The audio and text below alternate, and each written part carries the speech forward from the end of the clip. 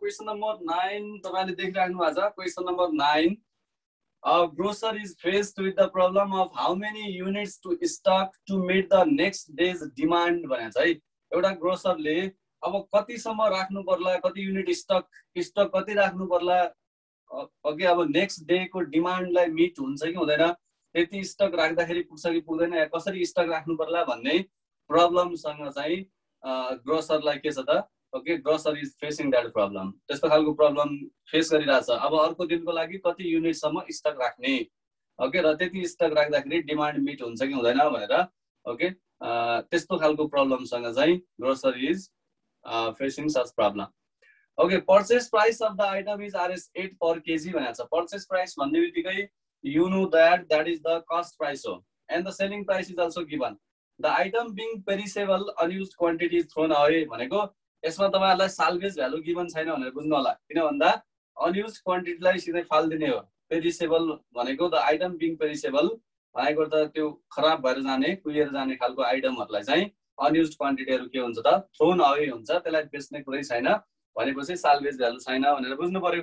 Okay अब साल loss के हुन्छ भन्ने कुरा पनि तपाईहरुलाई थाहा छँदैछ, या साल्भेज भ्यालु 0 छ भनेर हामीले यसमा सपोज गर्नु पर्यो। यो केसमा के छ त साल्भेज भ्यालु 0 छ भनेर बुझ्नु होला है त, किन भन्दाखेरि इज थ्रोन अवे भनेपछि यसमा साल्भेज भ्यालु छैन या साल्भेज भ्यालु 0 छ भनेर राख्न सकिन्छ।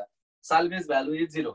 द पास्ट डाटा रिभिल्स भनेको यो डिसिजन मेकिङ इन्भाइरोमेन्टमा हामीले डिसिजन मेकिङ अन्डर रिस्क सँग रिलेटेड क्वेशन हो। यो डिसिजन मेकिङ अन्डर रिस्क भनेको अर्थ यसमा पास्ट डाटा पनि गिभन छ। पास्ट डाटा भनेको के छ हेर्नु होला, टोटल डिमान्ड पर डे। यो टोटल डिमान्ड पर डे भनेको यहाँ हेर्नु त 25 भनेपछि number of days is demand level was recorded भनेको छ है। Number of days is demand level was recorded भनेको के हो त, यो अब 25 केजी बिक्री हुने, 25 केजी को डिमान्ड भएको, number of days is demand level was recorded भनेको यो 20 छ। यसमा हेर्नु त 25 केजी को बिक्री हुने कति दिन रहेछ त 20 डेज रहेछ भनेर सम्झिनु होला है त। 25 को टोटल कति रहेछ त 20 डेज सम्म यसरी यो रेकर्ड भएको छ, डिमान्ड लेभल वाज रेकर्डेड। यो बुझ्नु होला 25 केजी को डिमान्ड 20 डेज जति रहेछ भनेर बुझ्नु होला। 26 केजी को डिमान्ड 60 डेज जति रहेछ, 27 केजी को डिमान्ड 100 डेज जति रहेछ, 28 केजी को डिमान्ड चाहिँ 20 डेज जति रहेछ भनेपछि यो डिमान्ड यति डिमान्ड छ भनेपछि यो तपाईहरुले बुझ्नु भएको छ है। 20 डेज 25 केजी डिमान्ड भनेपछि बुझ्नु भयो होला यसको मिनिङ के हो भने, अब जस्तो हामी सिम्पली यो 200 डेज को कुरा छ है।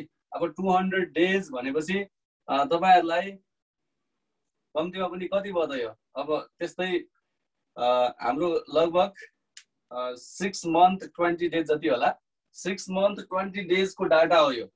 यो 6 मन्थ 20 डेज हरुको डाटा, 6 मन्थ 20 डेज को डाटा हेर्दाखेरि हामीलाई के देखियो भन्दा यो 200 डेज मा 20 डेज जति चाहिँ 25 केजी को डिमान्ड रहेछ, यसरी बुझ्नु होला।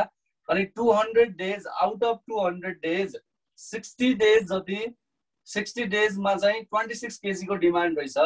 ओके आउट अफ 200 मा 100 डेज जति 27 केजी को डिमान्ड रहेछ र 20 डेज जति चाहिँ 28 केजी को डिमान्ड रहेछ भनेर तपाईहरुले बुझ्नु पर्यो। ओके यो एउटा हामीलाई सिम्पली के दिएको छ त, यो पास्ट डाटा पनि दिएको छ के, पास्ट डाटा। यो भन्दा अगाडिको डाटा हेर्दाखेरि के देखिएको छ त, यस्तो खालको डाटा देखिएको छ र यही डाटाको अनुसार हामीले के गर्नुपर्ने छ, construct pay off and loss table. हामीले पे अफ र लस टेबल यहाँ बनाउनु पर्ने छ। अब यसको यहाँ तपाईले देखिसक्नु भएको छ, कस्ट प्राइस गिभन छ, सेलिङ प्राइस गिभन छ। हामीले अब त्यो for construction of pay off table को लागि फर्मुलाहरु पनि हामी त्यही फर्मुला हो, हामीले लेख्ने कुरा त्यही फर्मुला हो है त। फर्मुला हामी त्यही लेख्छौं। यसमा हामीले जसरी यो भन्दा अगाडिको क्वेशन सल्भ गरेका छौं, similarly will solve this question as well. र अर्को कुरा अब स्टक अल्टरनेटिभ र स्टेट अफ नेचर को लागि चाहिँ हामी के राख्छौं त, यही हेर्नु त राख्ने हेर्नु त 25 26 27 28 केजी मै राख्ने हो नि त। अब ग्रोसरले 25 केजी नै राख्ला, 26 27 28 यो भन्दा बढी त उले या यो 25 भन्दा तल र 28 भन्दा माथि त उले राख्दै राख्दैन। किन भन्दा 200 डेज सम्मको डाटा हेर्दा कम्तीमा 25 केजी को माग छ र बढीमा 28 केजी को माग छ भन्यो भने उले के गर्छ त भन्दा स्टक राख्दा पनि 25 देखि 28 सम्मकै स्टक राख्छ र डिमान्ड पनि यसरी नै छ 25 26 27 28 कै डिमान्ड छ त्यही भएर स्टेट अफ नेचर पनि 25 26 27 28 हुन्छ र अल्टरनेटिभ पनि के हुन्छ त 25 26 27 28 नै हुन्छ यो कुरा पनि हामी लेखिहाल्छौं र त्यसपछि हामी क्याल्कुलेसन अफ प्रोबेबिलिटिज पनि फाइन्ड आउट गरौँला यहाँ हामीलाई प्रोबेबिलिटी पनि फाइन्ड आउट गर्न सकिन्छ यो थाहा छँदैछ कसरी प्रोबेबिलिटी फाइन्ड आउट गर्ने भनेर ओके त्यो त हामीले प्रोबेबिलिटी च्याप्टर नै पढिसकेका छौं वी नो दैट वन मैले I am writing here okay solution भनेर लेखे यसको सल्युसनमा चाहिँ अब गिभनबाटै सुरु गरौँ न गिभन भनेपछि हाम्रो के लेख्छौं त अहिले सम्मको गिभनमा cost price of the item भनेर लेखौं हामीलाई गिभन छ cost price of the item that is CP cost price of the item CP भनेको यही छँदैछ हेर्नुला cost price of the item CP भनेको purchase price of the item हो that is RS8 cost price given छ selling price okay selling price of the item हेर्नुला selling price of the item that is SP okay selling price of the item भनेको that is SP भनेको हामीलाई कति given छ त RS10 given छ okay अब कस्ट प्राइस र सेलिङ प्राइस हुनु भनेको हामीलाई के थाहा भयो त वी नो हियर ओके अब त मार्जिनल प्रॉफिट थाहा भइहाल्यो therefore marginal profit MP is equals to SP minus CP okay यसमा तपाईहरुलाई केही प्रब्लम छैन होला SP minus CP SP भनेको चाहिँ हामीसँग कति छ RS10 minus RS8 ओके यो भनेको RS कति हुन्छ त 2 हुन्छ okay so we found here marginal profit अब तपाईहरुलाई साल्वेज भ्यालु को लागि के इन्फर्मेसन गिभन छ यहाँ हेर्नु त the item being perishable unused quantity is thrown away यही कुरा हामी लेख्छौं यहाँ since okay since the item being perishable okay the item being perishable unused quantity perishable comma unused quantity is thrown away okay thrown away भनेपछि त्यो बेचिदैन जुन अनयुज्ड छ perishable छ त्यसलाई बेच्ने हैन त्यसैले साल्वेज भ्यालु के छ त यसमा 0 छ भनेर थाहा पाउनु पर्यो so salvage value is 0 so salvage value that is SV is equals to 0 अब हामीलाई जब साल्वेज भ्यालु 0 हुन्छ ओके र हामीलाई 0 हुँदा अब हामीले मार्जिनल लस कसरी फाइन्ड आउट गर्ने त ओके देयरफॉर मार्जिनल लस को फर्मुला पनि त तपाईहरुलाई थाहा छँदैछ हामीले लेखिसकेका छौं मार्जिनल लस अब मार्जिनल लस भनेको चाहिँ ML भनेको के हो त cost price minus salvage value okay न भन्नु त cost price minus salvage value यही हो अब कस्ट प्राइस भनेको कति छ कस्ट प्राइस भनेको माथि हेर्नु होला RS8 छ RS8 माइनस साल्वेज भ्यालु भनेको चाहिँ अब 0 कति छ त RS0 साल्वेज भ्यालु भनेको 0 त्यसो भए त यो RS8 नै भयो मार्जिनल लस भनेको RS8 भयो ल अब यस पछाडी हामीले के गर्दै छौं त अब फर्मुलाहरु लेख्नु पर्यो for the construction of pay off भनेर for the construction of pay off table formula त त्यही हो हामीले फर्मुला पनि गरेका छौं for the construction of okay for the construction of pay off table for the construction of pay off table ल pay off table construction को लागि हाम्रो कन्डिसन तपाईलाई थाहा छँदैछ दुईटा कन्डिसन छ एउटा के हो when demand is greater than when demand भनेको हामी क्यापिटल डी ले डिनोट गर्छौं when demand is greater than or equals to stock okay यस्तो भएको बेलामा पे अफ भनेको के हुन्छ व्हाट इज पे अफ अब धेरै पटक लेखिसकेका छौं फर्मुला पे अफ भनेको के हुन्छ त marginal profit into sold quantities MP into sold quantities MP into sold quantities okay MP भनेको अहिले के छ मार्जिनल प्रॉफिट भनेको अहिले कति छ 2 छ okay so 2 into sold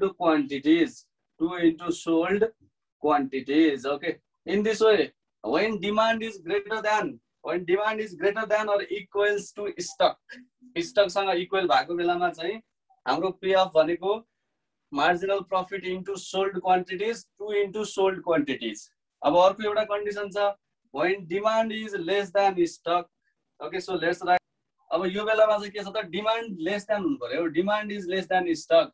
demand less than stock भएको बेलामा पनि तपाईलाई फर्मुला थाहा छँदैछ पे अफ भनेको के हो भनेर। Okay pay off is equals to marginal profit into sold quantities, marginal profit into sold quantities, okay minus marginal loss into unsold quantities, unsold marginal loss into unsold quantities। okay PF भनेको marginal profit into sold quantities minus marginal loss into unsold quantities। okay यसलाई हामीले यो unsold quantities लाई हामीले S minus D पनि लेख्न मिल्छ, तपाईलाई थाहा छँदैछ। okay simply हामीले यसलाई MP into sold quantities minus marginal loss into S minus D, stock minus demand भनेको अनसोल्ड क्वान्टिटी हुन्छ। स्टक माइनस डिमान्ड भनेको चाहिँ अनसोल्ड क्वान्टिटी हुन्छ। ओके सो ल यहाँसम्म त के प्रब्लम छ हामीले गरेकै कुरा हो, तपाईहरुलाई त्यति गाह्रो नहोला है। ओके अब यस पछाडी हेर्नु होला on the basis of 200 days observation। यहाँ हेर्नु होला है on the basis of 200 days observation। okay grocer would not stock less than 25 kg, okay and not more than 28 kg। okay on the basis of 200 days observation grocer would not stock less than 25 kg and more than 28 kg। more than 28 kg र less than 28 kg तपाईले stock राख्दै राख्दैन, त्यही कुरा चाहिँ हामीले यहाँ लेखिरहेको छौं है। किन भन्दा यो अब 200 डेज कै अब्जर्भेसनमा हेर्दाखेरि बडी कम्तीमा 25 केजी बिक्री भएको छ, बडीमा 28 केजी बिक्री भएको छ भने त्यो ग्रोसरले यो भन्दा लेस र 25 भन्दा लेस र 28 भन्दा बढी स्टक राख्दैन भन्ने कुरा थाहा भइसक्यो। Okay so we are going to write here on the basis of 200 days observation, on the basis of 200 days observation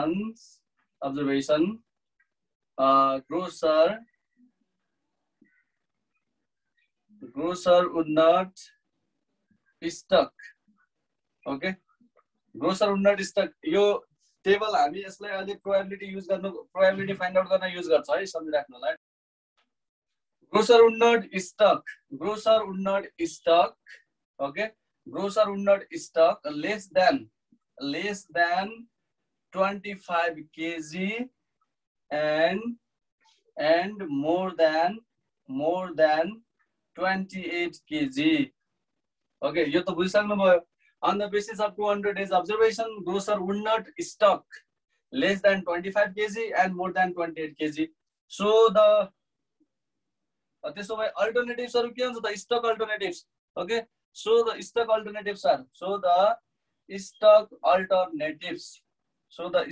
alternatives are हामीले स्टक अल्टरनेटिभ्सलाई लेट्स राइट स्टक अल्टरनेटिभ्सहरु भनेको के भयो त। अब लेट्स राइट हियर हामीले स्टकलाई S ले डिनोट गर्यौं भने S1 is equals to 25, S2 is equals to 26, S3 is equals to 27, okay अनि S4 is equals to 28 हो। यसरी राख्छ उले stock अल्टरनेटिभहरुलाई S1 25, S2 26, S3 27, S4 28 है त।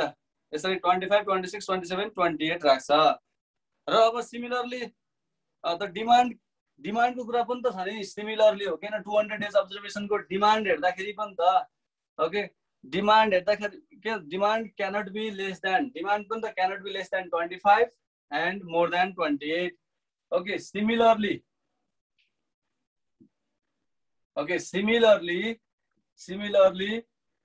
on the basis of 200 days observation त्यही observation लाई हेरेर similarly on the basis of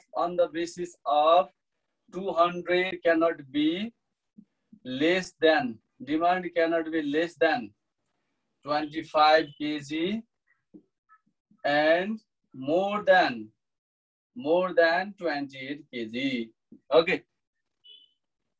ल यो कुरा बुझ्नु होला. Similarly, on the basis of 200 days observation, the demand cannot be less than 25 kg and more than 28 kg. Okay.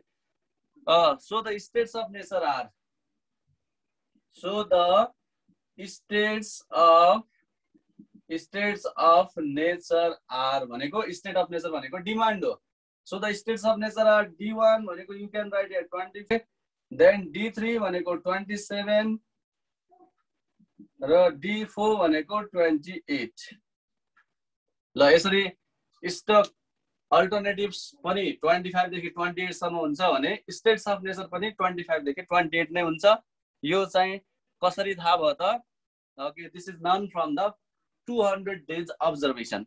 हामीले अघि टेबलमा हेरेका थियौं 200 डेज अब्जर्भेसनबाट स्टक पनि 25 देखि 28 सम्मै राख्नु पर्यो र डिमान्ड पनि त्यसरी नै भइराछ. 25 देखि 28 केजी सम्मै के भइराछ त? डिमान्ड भइराछ. ओके, ल अब हामी calculation of probabilities for state of nature है. स्टेट अफ नेचरको प्रोबेबिलिटी पनि फाइन्ड आउट गरौँ जुन हामी अघिको टेबलबाट फाइन्ड आउट गर्न सकिन्छ from the given table. Okay, so now let's make your calculation of probabilities for state of nature है. हामीले state of nature को लागि चाहिँ अब probability को calculation गर्दैछौँ. So let's write here calculation of probabilities. Calculation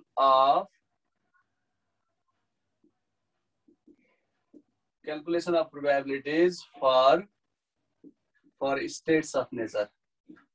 okay, states of nature को पनि प्रोबेबिलिटी चाहियो भनेको त डिमान्ड को प्रोबेबिलिटी चाहियो हामीलाई. ओके, डिमान्ड कसरी कसरी हुन सक्ला भन्ने प्रोबेबिलिटी त चाहियो. त्यो हामी पे अफ टेबलमा इन्क्लुड गर्छौं. Okay, so let's make here. अब त्यो हामी प्रोबेबिलिटी यसरी फाइन्ड आउट गर्छौं, डाइरेक्ट टेबलमै फाइन्ड आउट गरौँ. Let's find here on the table है त. टेबलमा डाइरेक्टली हामीले प्रोबेबिलिटी फाइन्ड आउट गरौँ. सो हाम्रो के छ त यहाँ टोटल डिमान्ड पर केजी भन्नु हाम्रो त्यही टेबल है. क्वेशनबाटै हेरेर छु मैले यहाँ total demand per day. Total demand per day भनेर सुरुमा हामीलाई total demand per day. Okay, total demand per day भन्ने छ है. टोटल डिमान्ड पर डे भनेको केजीमा छ. यो चाहिँ केजीमा. ओके, एउटा यो गिभन छ यो हेरौँ. त्यस पछाडि हामीलाई नम्बर अफ डेज पनि त गिभन छ नि. ओके न, यहाँ हामीलाई के पनि गिभन छ? नम्बर अफ डेज पनि गिभन छ. नम्बर अफ डेज पनि गिभन छ. ओके, ल नम्बर अफ डेज पनि गिभन छ. अब प्रोबेबिलिटिज, यहाँ चाहिँ हामीले प्रोबेबिलिटिज फाइन्ड आउट गरौँ. Okay, let's find here probabilities. Okay, ल प्रोबेबिलिटिज फाइन्ड आउट गरौँ. अब त्योभन्दा अगाडि यहाँ के छ त इन्फर्मेसनहरु हेर्नु होला है. हामीलाई 25 केजी को डिमान्ड छ एउटा. त्यस पछाडि 26 केजी को पनि छ. ओके, 27 को पनि छ. 27 केजी को पनि त डिमान्ड छ. 28 केजी को पनि डिमान्ड छ. ल अब यसमा चाहिँ हामीले टोटल लेखौं. टोटल कति डेज छ, डेज अनुसार हामीले प्रोबेबिलिटी फाइन्ड आउट गर्ने हो. जस्तो यो 25 केजी को डिमान्ड भएको 20 डेज जति 25 केजी को डिमान्ड भएको छ. 60 डेज जति चाहिँ 26 केजी को डिमान्ड भएको छ. ओके, 100 डेज 27 केजी को डिमान्ड भएको छ र 20 डेज चाहिँ हाम्रो 28 केजी को डिमान्ड भएको छ. यो सबैलाई तपाईले एड गर्नुभयो भने हेर्नु त 20 प्लस 60 भनेको 80, 80 प्लस 100 भनेको 180, 180 प्लस 20 भनेको 200 हुन्छ. डेज टोटल कति हुन्छ? 200 हुन्छ है. डेज भनेको टोटल इज 200. ल हाम्रो 200 डेज टोटल डेज चाहिँ हाम्रो यहाँ कति भयो त? 200 डेज.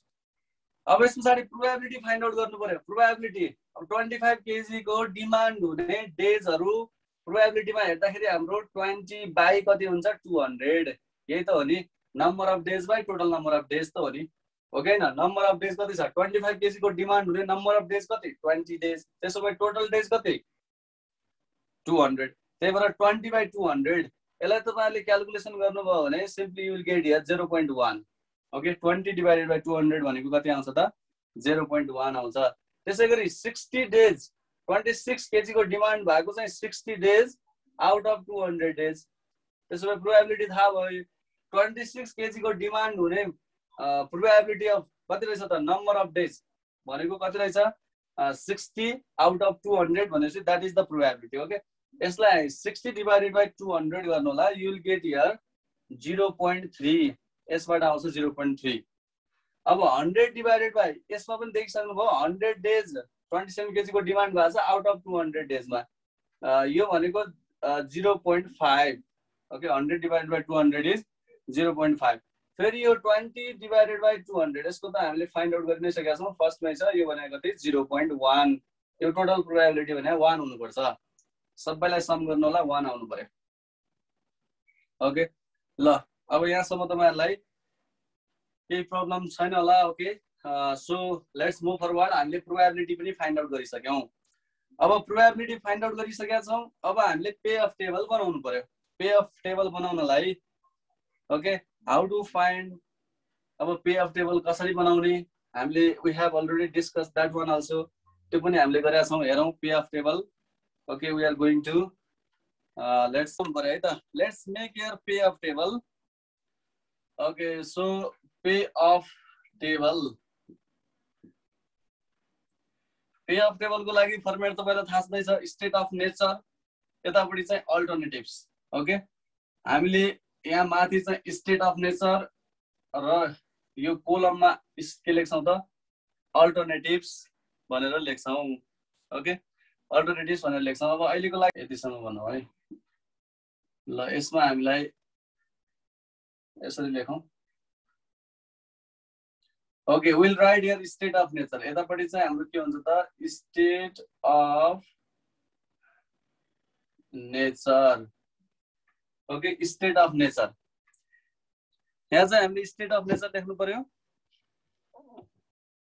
ल हेर्नुलाई क्लियरली स्टेट अफ नेचर र यतापटि चाहिँ हाम्रो अल्टरनेटिभ्स यहाँ चाहिँ अल्टरनेटिभ्स भनेर यसरी लेखे है त अल्टरनेटिभ्स ओके अल्टरनेटिभ्स यहाँ हाम्रो अहिले अलिकति यहाँ एउटा कुरा बढी प्रोबेबिलिटी पनि इन्क्लुड हुन्छ ओके त्यही भएर प्रोबेबिलिटीको लागि पनि हामीले यहाँ स्पेस राख्नु पर्यो अब अल्टरनेटिभको कुरा गर्दाखेरि त हाम्रो के छ यहाँ S1 = 25 छ S2 = 26 S3 = 27 अनि S4 = 28 ओके र यतिसम्म छ हैन त 28 सम्मै हो सो हामीलाई यतिसम्मै भयो 28 सम्म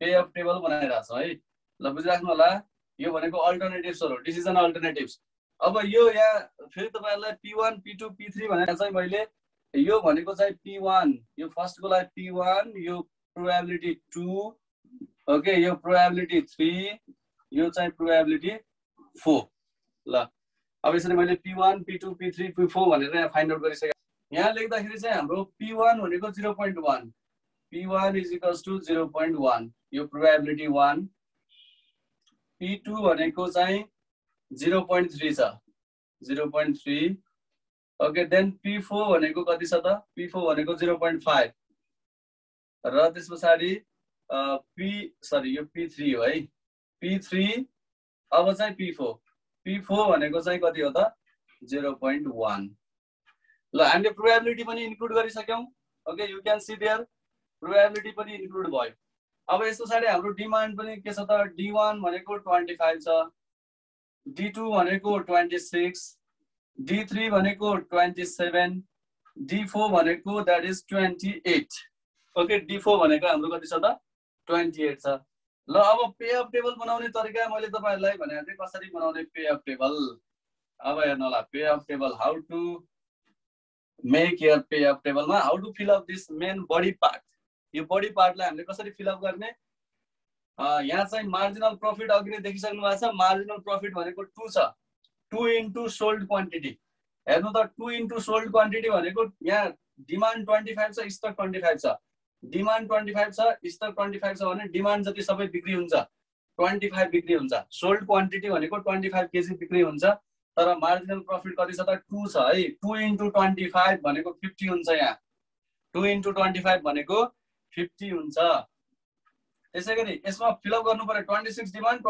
26 स्टक 26 2 जा 52 त्यसैगरी 27 2 जा 54 ओके अब 28 2 जा कति हुन्छ त 56 हो यसरी हामीले डायगोनल पार्ट फिलअप गरिसक्यौं ओके डायगोनल पार्ट फिलअप भयो अब डायगोनल पार्ट फिलअप भइसके पछाडी त अब हामीलाई के छ त सजिलै छ अब के गर्ने हो त डायगोनल भन्दा बिलो मार्जिनल लसलाई सबट्र्याक्ट गर्दै जाने डायगोनल भन्दा माथि मार्जिनल प्रफिटलाई सबट्र्याक्ट गर्दै जाने अब हेर्नु त मार्जिनल लस भनेको कति छ 8 हो कि हैन मार्जिनल लस अघि हामीले फाइन्ड आउट गरिसकेका छौं मार्जिनल लस 8 हो 50 - 8 42 42 - 8 34 34 - 8 26 हेर्नु त 8 माइनस गर्दै जाने हो अब 52 - 8 44 44 - 8 36 हो त्यसैगरी 54 - 8 भनेको कति हुन्छ 54 - 8 भनेको 46 ल यहाँसम्म त क्लियर भयो होला हामीले सिम्पली के गर्यौं त मार्जिनल लसलाई सबट्र्याक्ट गर्दै गयौं just below the diagonal okay diagonal below त हामीले के गर्यौं त मार्जिनल लसलाई सबट्र्याक्ट गर्दै गयौं अब डायगोनल भन्दा अबोभतिर मार्जिनल प्रफिटलाई सबट्र्याक्ट गर्दै जानु पर्यो 52 - 2 भनेको यहाँ 50 आउँछ 54 - 2 भनेको 52 - 2 भनेको 50 आउँछ 56 - 2 भनेको 54 - 2 52 - 2 50 हेर्नु पे अफ टेबल कति सजिलै बनिसक्यो this is the conditional pay off table okay ल पे अफ टेबल बनाइसक्यौं बुझिसक्नु भयो होला this is the pay off table अब यसैको तपाईलाई रिग्रेट टेबल चाहिएको छ भने यहाँ भनेको छ लस टेबल ओके यसैको लस टेबल पनि हेरौं let's see here loss table म यसैमा करेक्सन गरिदिन्छु loss table also we can easily find ल okay I am going to write here loss table है यसैलाई लस टेबल हामीलाई लस टेबल पनि त सोधेको छ नि ल लस टेबल कसरी फाइन्ड आउट गर्ने लस टेबलको लागि यो हेर्नु होला स्टेट अफ नेचर हेर्नु होला स्टेट अफ नेचर यसमा चाहिँ सबैभन्दा ग्रेटेस्ट भ्याल्यु भनेको हेर्नु त 50 छ सो 50 - 50 भनेको 0 हुन्छ यो 50 - 42 भनेको 8 हुन्छ ओके यो भनेको 16 हुन्छ यो भनेको चाहिँ 24 होला है मैले यहाँ फर्मेट हेरिसके हेर्नु त 0 8 16 24 यहाँ सबैभन्दा ठुलो भनेको कति छ 52 छ 52 छ ल 52 - 50 भनेको 2 हुन्छ 52 - 52 0 हुन्छ 52 - यो 8 हुन्छ यहाँ पक्कै 16 हुन्छ होला है यो मैले फर्मेट अनुसार भनिरहेको छु ल यहाँ सबैभन्दा ठुलो कति छ 54 छ 54 - 50 4 हुन्छ 54 - 52 2 हुन्छ यो 0 हुन्छ यो चाहिँ 8 हुन्छ ओके सो यहाँ सबैभन्दा ग्रेटेस्ट भनेको 56 छ 56 - 50 भनेको 6 हुन्छ यो कति हुनु पर्यो 4 हुन्छ यो कति 2 हुन्छ र यो कति हुन्छ 0 हुन्छ okay in this way we have completed here loss table also हेर्नु होला हामीले लस टेबल पनि क्याल्कुलेट गरिसक्यौं तपाईहरुलाई सिम्पली यसरी हामीले प्रॉफिट टेबल र लस टेबल क्याल्कुलेट गर्न सक्नु पर्यो ओके हामीले लस टेबल पनि सोधेको थियो हेर्नु त corresponding loss table